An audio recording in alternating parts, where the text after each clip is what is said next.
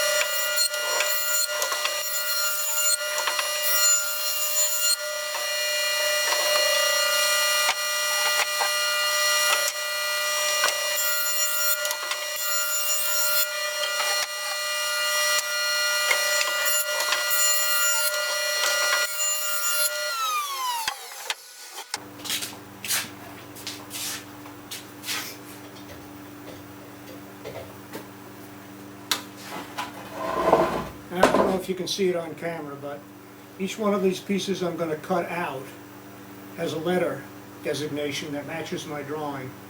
As I cut the piece out, I'm going to write that letter on the edge of the board so that I can track it through as I go to mill it, so I don't confuse all the different pieces. So the first one I'm cutting out,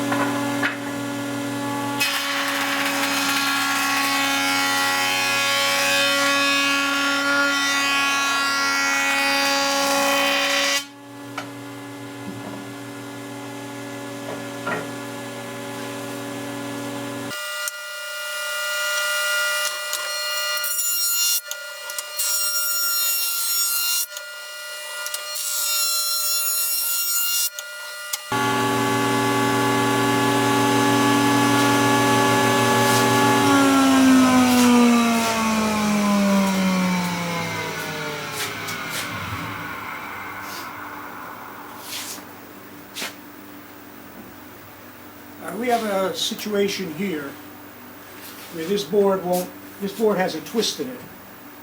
It won't sit flat on the table. Let me bring the camera a little closer here. I'm going to show you how to handle this one. When you have a board that won't sit flat because there's a twist in it, if I try to run it through flat as it's going in, I have to take almost 1/4 of an inch of wood off of this side to get this part of the board to flatten out. So what you do in a case like that is you take your fingers and you actually support the board and you twist it. Put your fingers down against the table and twist it until you're about halfway on the twist, and you support it with your fingers on the table. Then what's going to happen is, as you push the board through, when you get to about, oh, I'd say, to be safe, 8 inches or so from the blade, push down on the outfeed table on the part that's been cut flat and pull it through. Now you have a reference point that goes straight on one side and then straight on the other side. And then the next time you run it through, the board won't rock anymore.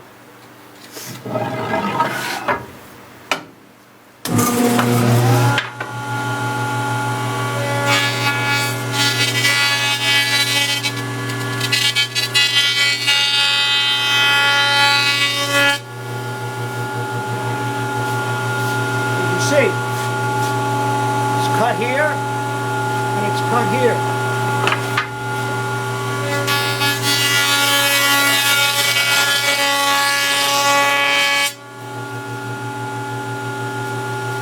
It's already flattening out.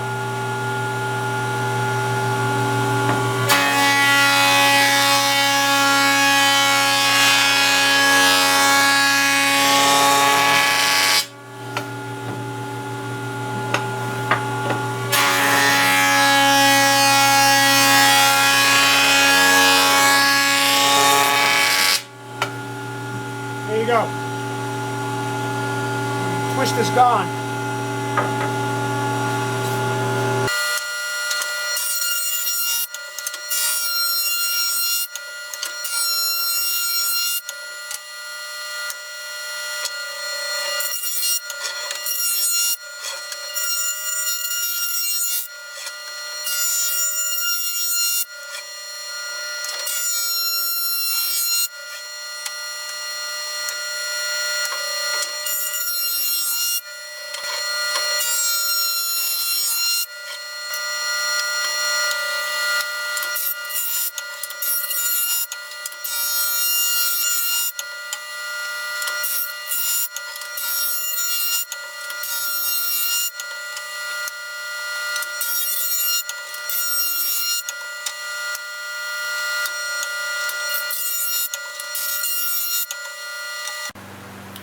Now, for those of you who've never seen one of these, this is a Williams & Hussey planer molder. It's a wonderful machine. Has a very small cutting circle so that it tends not to rip out figured wood, and it'll plane up to something 7 inches thick, 6 inches wide, and you can take the planer knives out and install shaper knives.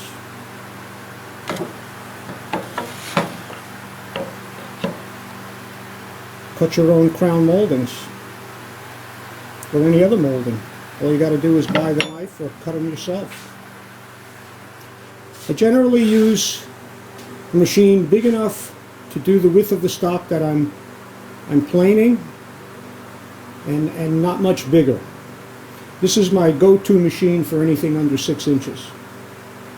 I also have a Rockwell, or an old Delta Rockwell back there that'll do 12 inches, and in the back shed I have a Northfield that'll do 26 inches.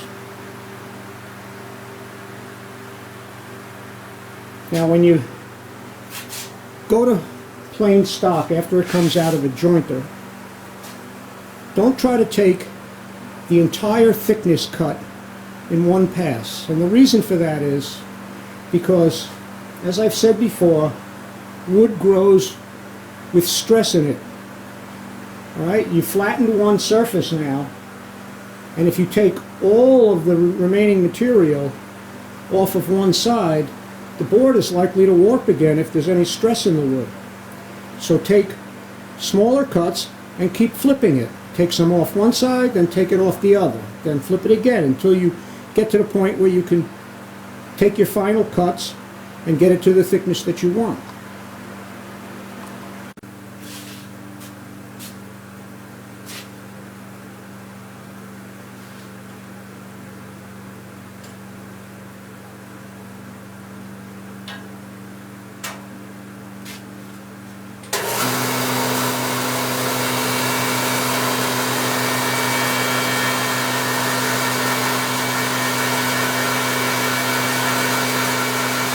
Remember the grain pattern. You want to be cutting so that the grain is coming out of the wood.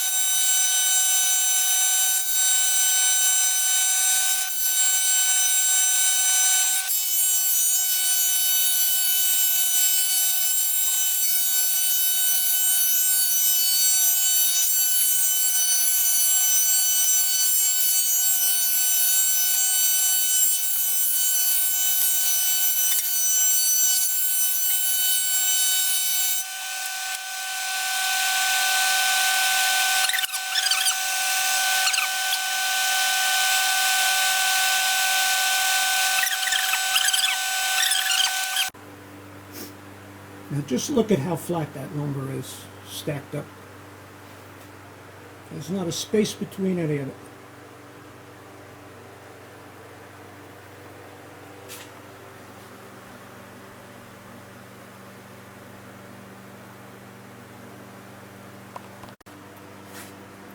Now a lot of these boards are actually two pieces. A lot of these boards are actually two pieces that I need. These are going to be each these are going to be each 3/4 of an inch. Some of them are going to be 1.5 inches, but I have to cut a groove to fit the tongue on the cabinet, so I leave them wide. I double them up so it's easier for me to hold, and then I'll cut them down after the grooves are put in. The next thing I'm going to do is I got to square one edge or both edges to the face, then cut the grooves, then rip them out on the saw and run them through the planer again to get the exact thickness that I want, and then I'll be able to start gluing the frame on.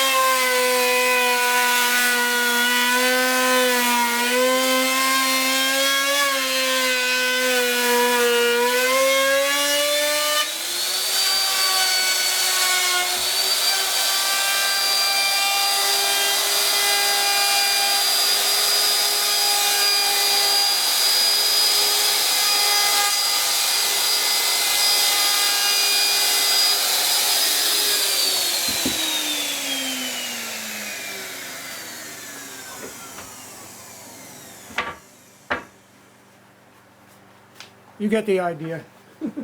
I'll do the rest off camera. Alright, all of the grooves have been cut, and next I have to rip these down and get them to the proper width, and then I'll start putting the frame on. But just let me say, if I had many more to do than what is here, I might have set up the shaper to cut the slots, or I might have set up the under table router with a stock feeder to do it, but this is already set up. It doesn't take me that long to do it, and the less machinery I got to set up and clean up, the happier I am. And I'm in really no hurry to finish this job. Alright, see you later. And let me show you how I measure the frames, the width of the frame, to fit perfectly. Cut one end and place it on the opposite frame, and then let it sit up on top. Now, this is a strike knife. It's perfectly flat on one side, and the other side is ground to a sharp bevel with a point. Take the flat side of the knife, put it up against your other frame so it's flat, bring it up to the piece you want to cut, and just pull it back and make a mark. And it puts a tiny, here, where are you? Puts a tiny cut mark into your frame. And you go to the saw, cut-off saw, and start before that mark, and just keep walking it in tiny steps until you just cut that knife mark off, and it'll fit perfectly.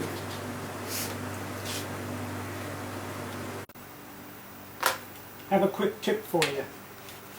When your abrasive on, let's say, a random orbit sander is no longer cutting the way you want it to, don't throw it away, because it works great on little orbital sanders. So what you do is just take a scissor and just cut off a small flat spot on one side. Okay?